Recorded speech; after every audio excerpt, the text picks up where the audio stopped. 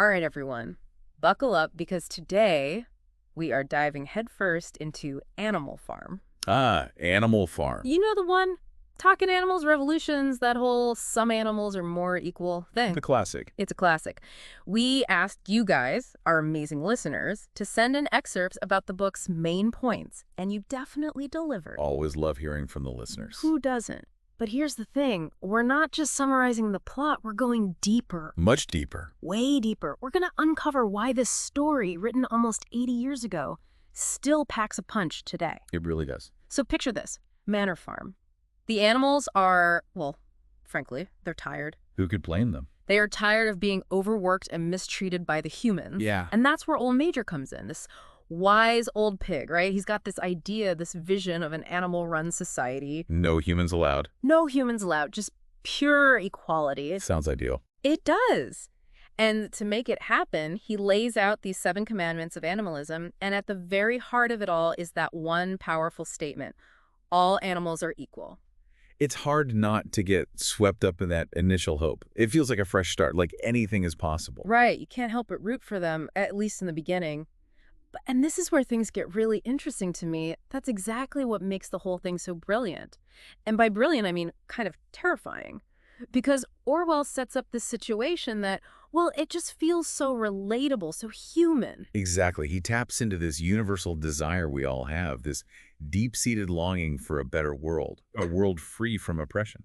Exactly. And the thing is, we've seen this play out countless times in history, haven't we? Countless. People rise up full of hope and passion, believing they can create a more just and equitable society. Right. And that's what makes it so tragic when it starts to crumble. Yeah. Because it makes you question, is it even possible? Right. And in Animal Farm, it crumbles pretty quickly. We get that power struggle between Snowball and Napoleon. You've got Snowball, he's the one with the big ideas, the windmill, thinking about progress. The visionary. Exactly. But then there's Napoleon.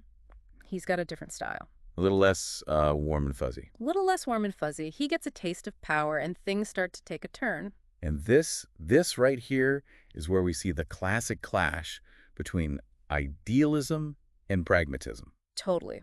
You've got Snowball clinging to those revolutionary ideals, that belief that a better world is possible. And then you've got Napoleon showing us just how easily charisma, how easily those simple solutions, how dangerous they can be, especially when fear and uncertainty are thrown into the mix.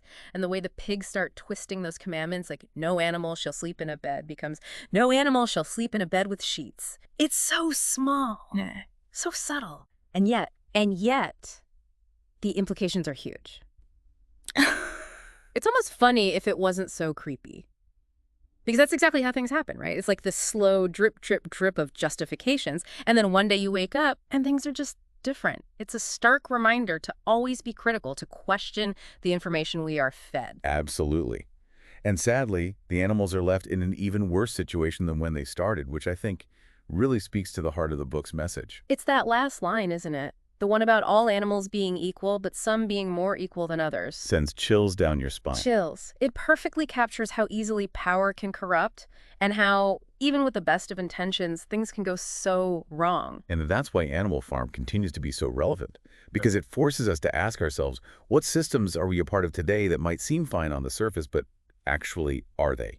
Are there ways in which we're being manipulated or controlled without even realizing it? It's a question worth asking ourselves. You know, that's what's so amazing about Animal Farm. It's more than just a story about animals. It's a mirror reflecting our own history, our own flaws, and even our own lives. If you haven't read it, add it to your list because, trust me, it'll make you think. I second that. And that's it for this deep dive.